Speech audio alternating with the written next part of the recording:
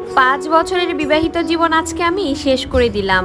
আমার স্বামী মোটামুটি ভালো একটা চাকরি করত, ভালো টাকায় কিন্তু বেতন পেত। আমি গ্রামের বাড়িতে ছিলাম আর আমার স্বামী মাঝে মাঝেই ছুটি হলেই গ্রামের বাড়িতে চলে আসতো।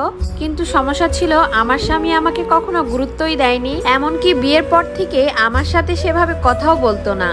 ছুটি পেলে বাড়িতে এসে মা বাবা ভাই বোন সবার সাথেই বেশি সময় কাটাতো। এর মধ্যে বাড়িতে এসে হঠাৎ করে দেখি আমার স্বামী একটা নাম্বারে দীর্ঘ সময় ধরে কথা বলতো। তো আমি একটু লক্ষ্য রাখলাম যে আসলে ব্যাপারটা কি। তাকে দেখে আমি ভয় পেতাম, কারণ আমি কিছু বললে সে অনেক বেশি রেগে যেত। তারপরেও মনের মধ্যে জানে কেমন লাগছিল যে আসলে কার সাথে এত সময় ধরে কথা বলে। ভয় ভীতি সবকিছু দূর করে আমি ফোনটা যখন হাতে নেই, আমি ফোনটা চেক দিই আর দেখি অনেক অনেক রেকর্ড আছে যা আসলে ভাষায় প্রকাশ করা যায় না। আর নাম্বারটা চেক দিতে যেয়ে দেখি ওইটা আমার মামাতো বোনের ননদ, তার স্বামী প্রবাসে থাকে আর তার সাথে নাকি বিয়ের আগের থেকে সম্পর্ক ছিল। কল রেকর্ড অনুযায়ী সেটাই বুঝলাম। এইগুলো দেখে আর শোনার পরে আমার তো অনেক বেশি খারাপ লাগে। আমি একদম আকাশ থেকে মাটিতে পড়লাম। তারপরেও 2 দিন পরে আমি আমার শ্বশুর শাশুড়িকে জানালাম আমার স্বামী নাকি পরিবারের চাপে আমাকে বিয়ে করেছে।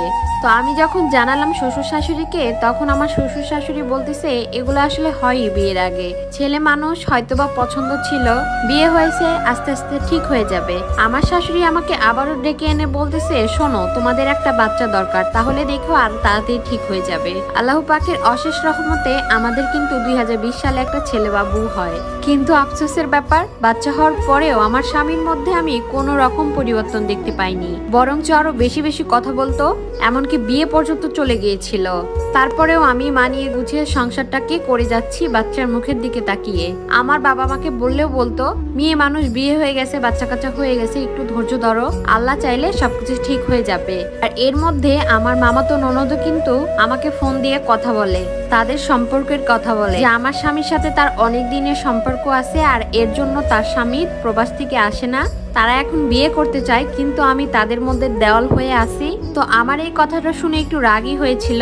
আমি তাকে তারপরে বুঝিয়ে শুনে বললাম দেখো, আমাদের 5 বছরের সংসার আর ছোট্ট একটা বাচ্চাও হয়ে গেছে, তোমার দোহাই লাগে তুমি আর আমাদের মাঝখানে এসো না। তখন ফোনের ওপার থেকে বলছিল অনেক বাজে বাজে ভাষা। এরপরে আমার হাজবেন্ড যখন পরবর্তী ছুটিতে বাড়িতে আসে আর তাকে ডেকে এনে কল রেকর্ড গুলো শোনাই আর বলি দেখো, আমাদের এত বছর বিবাহিত জীবন আর এদিকে আমাদের বাচ্চাও হয়ে গেছে, তুমি এগুলো ভুলে যাও। তখন আমার স্বামী আমার উপর অনেক বেশি রেগে যায়, এমনকি আমার গায়ে হাতও তোলে, এমনকি বলেও দেয় আমি যেন আমার ছেলেকে নিয়ে সকাল হলেই বাপের বাড়ি চলে যাই আর যেন কখনো আমার শ্বশুর বাড়িতে না আসি। এগুলো কিন্তু আমার শ্বশুর শাশুড়ি সবাই দেখছিল, তারপরেও তারা একটা কথাও বলছিল না। আর আমার কি দোষ ছিল জানেন? আমি কেন আমার মামাতো ননদের সাথে কথা বললাম? তার ছেলে ছেলে মানুষ, যা ইচ্ছা করুক, আমার কি তাই? আমি মেয়ে মানুষ, 4 দলের মধ্যে সংসার করব, বাচ্চা কাচ্চা সামলাবো, পরিবারের সবাইকে ভালো রাখবো। তার ছেলে আসলে যা ইচ্ছা যা করুক। আর এরপরে সকালে আমি বাসায় চলে যাই বাবার বাড়িতে।